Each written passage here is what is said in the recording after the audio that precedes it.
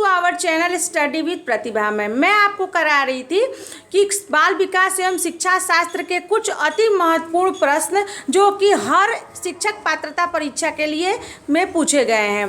तो आइए स्टार्ट करते हैं। क्वेश्चन नंबर 101 100 क्वेश्चन का मैं आपको करा चुकी हूँ वीडियो, आप जाकर मेरे चैनल पे वो वीडियो देख सकते हैं। आते हैं क्वेश्चन नंबर 101 जो विभिन्न परीक्षाओं में पूछे गए हैं। सारे प्रश्नों को मैं एक जगह एकत्र करके लाई हूँ आपके लिए बाल विकास एवं शिक्षा शास्त्र का। क्वेश्चन नंबर 101 देखते हैं। किसी विद्यार्थी की सबसे महत्वपूर्ण विशेषता है, किसी विद्यार्थी की सबसे महत्वपूर्ण विशेषता है जो कि यूपी टेट में पूछा गया है। कौन सी विशेषता है? उत्तरदायित्व की अनुभूति। बी देखिए क्या दिया है, ऑनेस्टी है ईमानदारी। सी है सहभागिता या आज्ञाकारिता। किसी विद्यार्थी की सबसे महत्वपूर्ण विशेषता है, क्या विशेषता है? आपको ऑप्शन लगाना है। ऑप्शन 1 2 3 4 है, कौन सा ऑप्शन सही होगा? तो ये होगा सबसे महत्वपूर्ण विशेषता क्या है? उत्तरदायित्व की अनुभूति, ईमानदारी, सहभागिता की आज्ञाकारिता। तो ये होगा, इसका होगा ऑप्शन नंबर डी सही होगा, आज्ञाकारिता। क्वेश्चन नंबर 102 देखते हैं। आप किसी कक्षा में पाठ पढ़ाते हैं और एक विद्यार्थी विषय से असंबंधित एक प्रश्न पूछता है जो कि उस पाठ से संबंधित नहीं है, तो आप क्या करेंगे? आप हिंदी पढ़ा रहे हैं और बच्चा आपसे मैथ का प्रश्न पूछ रहा है या साइंस का प्रश्न पूछ रहा है, तो आप क्या करेंगे?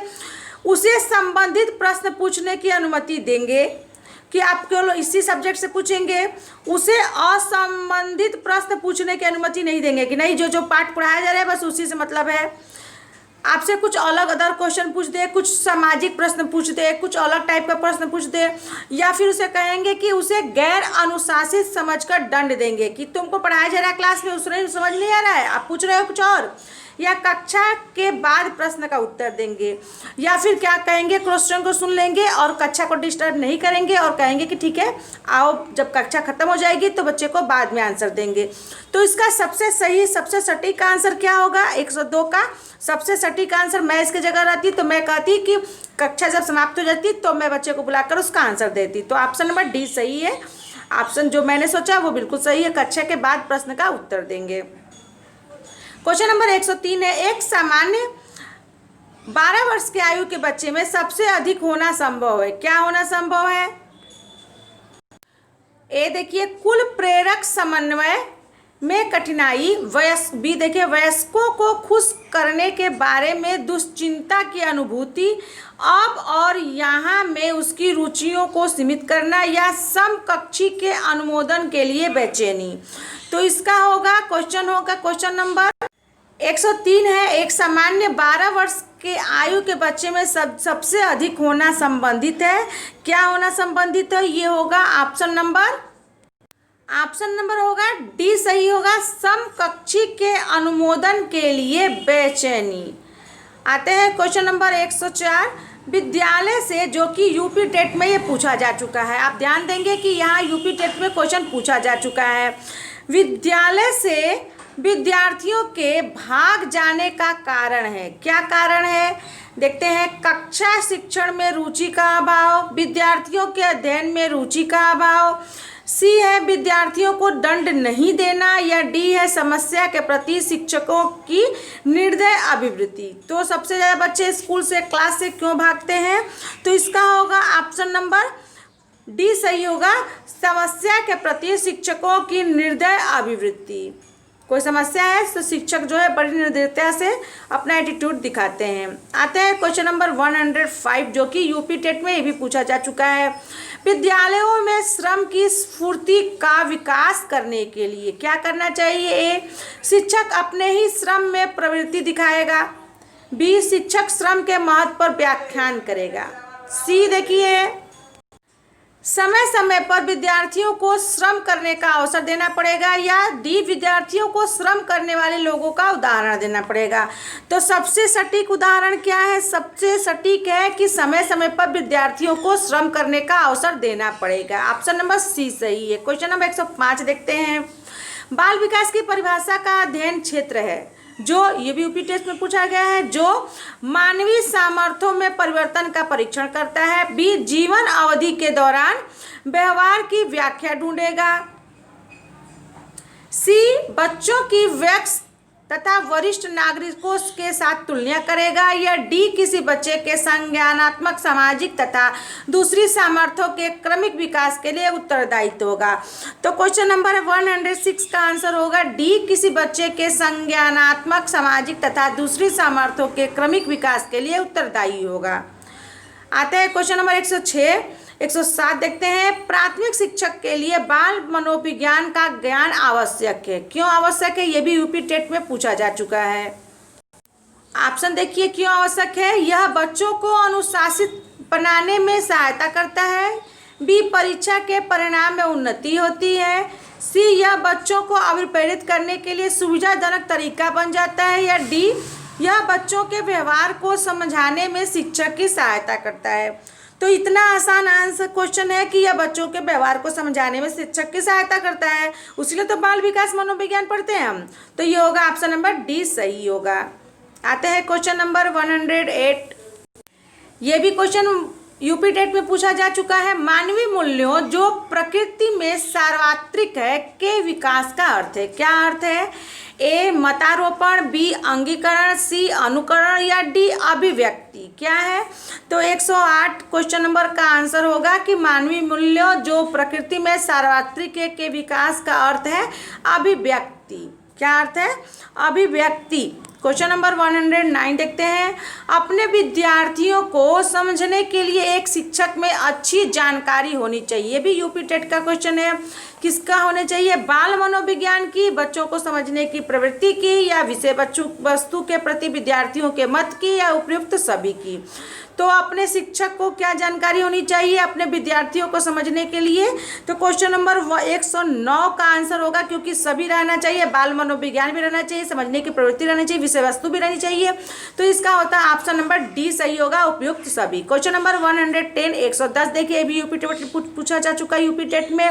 निम्नलिखित में से किस स्तर में बच्चे अपने समकक्षी वर्ग के सक्रिय सदस्य बनते हैं। किस स्तर पे बच्चे अपने समकक्षी मतलब अपने बराबर के सक्रिय सदस्य बनते हैं। किशोरावस्था, वयस्कावस्था, प्राक बाल्यावस्था, या बाल्यावस्था। तो 110 क्वेश्चन 110 का आंसर होगा किशोरावस्था में बच्चे सक्रिय सदस्य बनते हैं। 111 देखते हैं। मनोचित्रण, माइंड मैपिंग का संदर्भ है। ये भी रिपीटेड पूछा जा चुका है। अर्थ ग्राह्यता को बढ़ाने के तकनीकी जोखिम बड़े कार्य के लिए कर्म योजना, या सी, मन का चित्र खींचना, या डी, मन के कार्य का अन्वेषण। तो क्वेश्चन नंबर 111 का आंसर होगा कि मन के कार्य का अन्वेषण, मन के कार्य का अन्वेषण, ये आंसर सही होगा। आते हैं क्वेश्चन नंबर 112।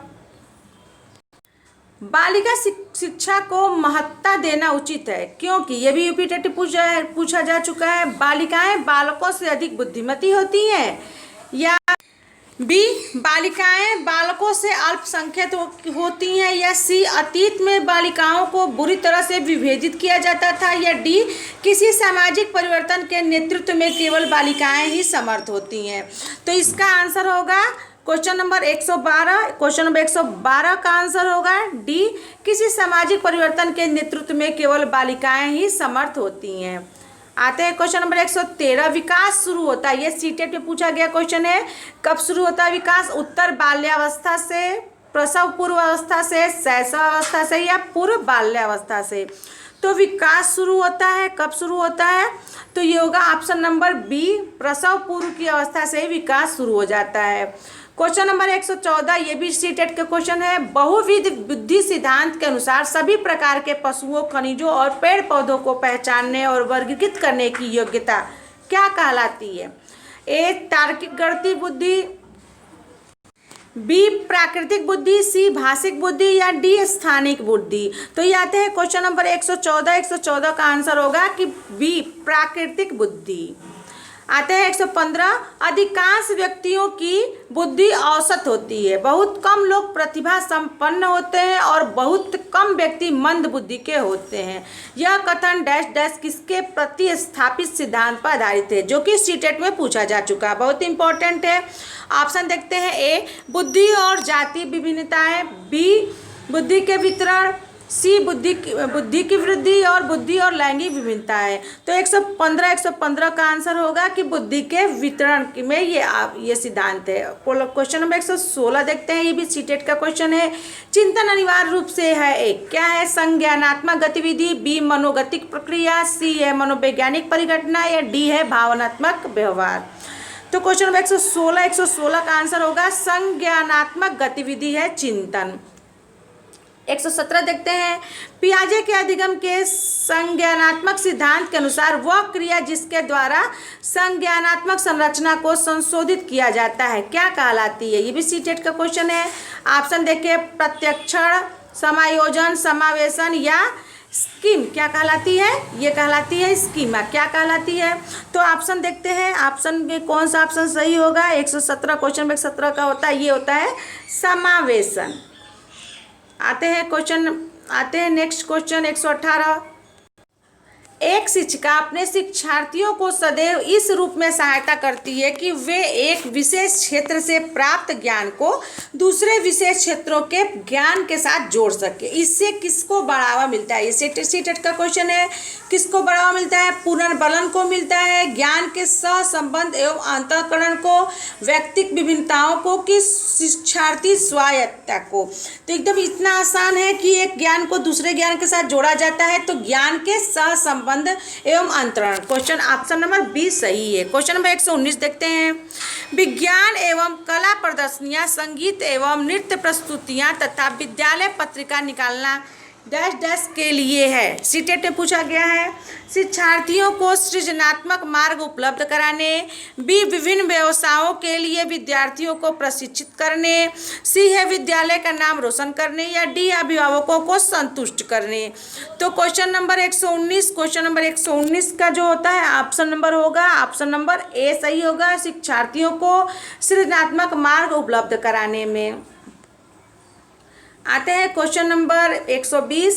कोलबर्ग के अनुसार सही और गलत प्रश्नों के बारे में निर्णय लेने में शामिल चिंतन प्रक्रिया को क्या कहा जाता है। सीटेट का क्वेश्चन है, सहयोग की नैतिकता, नैतिक तर्कता, नैतिक यथार्थवाद या नैतिक दुविधा।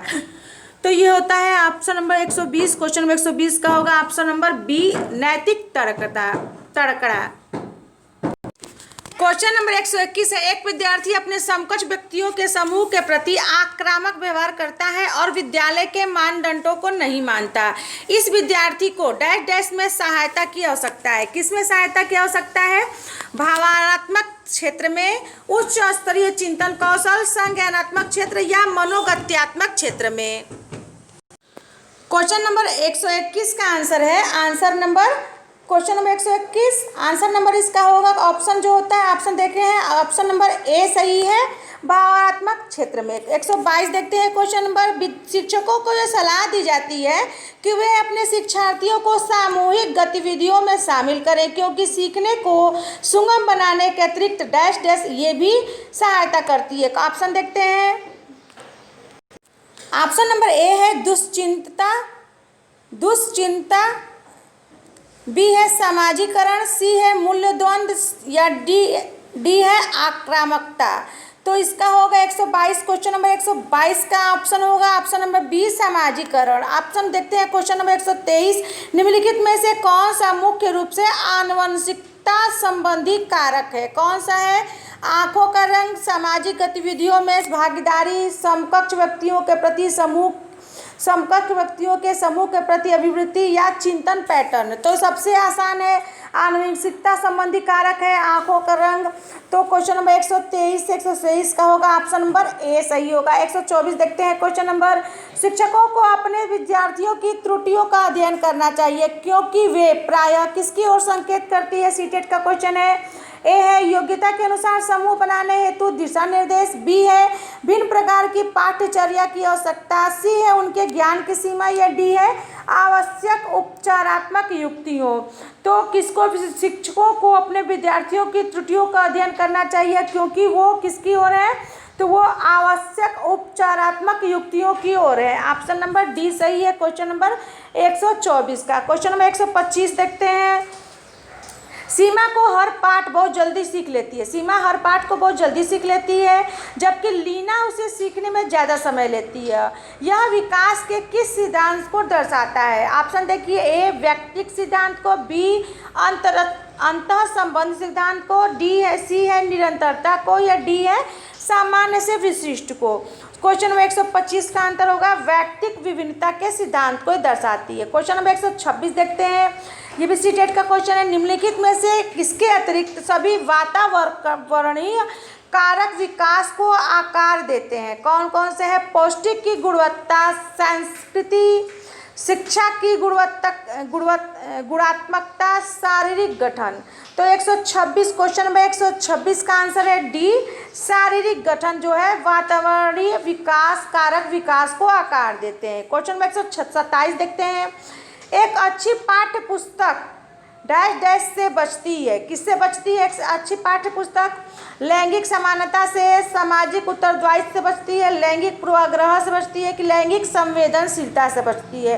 क्वेश्चन नंबर 127 का आंसर होगा कि लैंगिक पूर्वाग्रह से एक अच्छी पाठ्य पुस्तक बचती है। क्वेश्चन नंबर 128 देखते हैं, पियाजे के अनुसार संज्ञानात्मक विकास के किस चरण पर बच्चा वस्तु स्थायित्व को प्रदर्शित करता है? सीटेट का क्वेश्चन है, बहुत अति महत्वपूर्ण। ए मूर्त संक्रियात्मक चरण, औपचारिक संक्रियात्मक चरण, सी संवेदी प्रेरक चरण, या डी पूर्व संक्रियात्मक चरण। तो क्वेश्चन नंबर 128 इसका आंसर होगा पूर्व संक्रियात्मक चरण पर बच्चा क्या करता है? वस्तु स्थायित्व को प्रदर्शित करता है। 129 देखते हैं, विकास के परिप्रेक्ष्य में समय के साथ होने वाले परिवर्तन में निम्नलिखित में से क्या शामिल होते हैं? ये पीटेट में पूछा गया है, रूप, दर, अनुक्रम या ये सभी। तो 129 का आंसर होगा, 129 में है जो विकास के परिप्रेक्ष्य में, तो ये होगा डी, ये सभी है। रूप भी शामिल है, दर भी शामिल है, अनुक्रम भी शामिल है।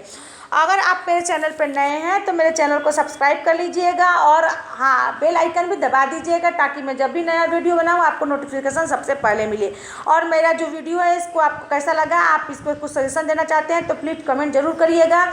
मैं ये वीडियो जो है हर शिक्षक पात्रता परीक्षा के व्यक्ति के लिए, हर व्यक्ति के लिए, हर स्टूडेंट के लिए बहुत इंपॉर्टेंट है। जो भी शिक्षक से संबंधित एग्जाम देते हैं, ये है बाल विकास शिक्षा शास्त्र के क्वेश्चंस जो विभिन्न परीक्षाओं में पूछे गए हैं, जो एक जगह एक स्थान पे एक ही वीडियो में आपको ला कर दिया जा रहा है। तो मिलते हैं नए वीडियो में क्वेश्चन नंबर 131 के साथ। ये इस सीरीज में केवल 130 क्वेश्चन रहेंगे इस वीडियो में।